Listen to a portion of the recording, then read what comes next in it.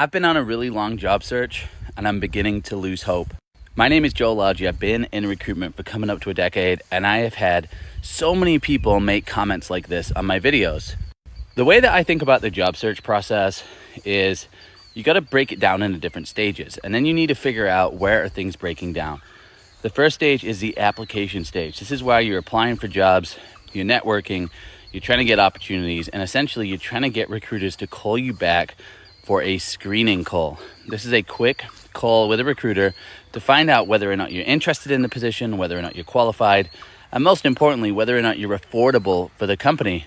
Once you made it through the screening call, then you have the more in-depth interview, and typically that's with the hiring manager, and this could be multiple rounds, it could include multiple parties, and then you get to the final interview stage, and this is where you might meet leadership in the company, you might meet somebody who your hiring manager, the hiring manager reports into, and then after that you go into the offer stage. This is where the company actually makes you an offer, and then you're able to negotiate, accept it, take a counter offer, reject it. It's a negotiation stage. So the hiring process is divided up into these different sections. So what you need to do is figure out where are things breaking down. If you're not getting any recruiters to call you back, it's breaking down in the application process, which means it's likely your resume or your LinkedIn profile, or maybe even the jobs you're applying to. Maybe you're just not actually qualified to them. If you are getting callbacks, then it means your resume is okay. You can stop working on your resume.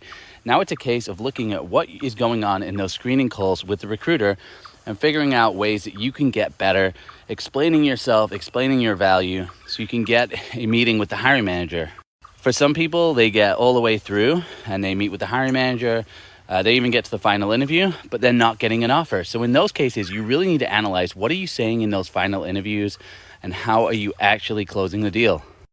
When I say closing the deal, that's recruiter terms for getting the job.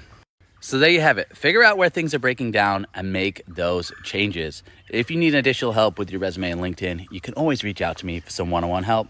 There you have it, guys.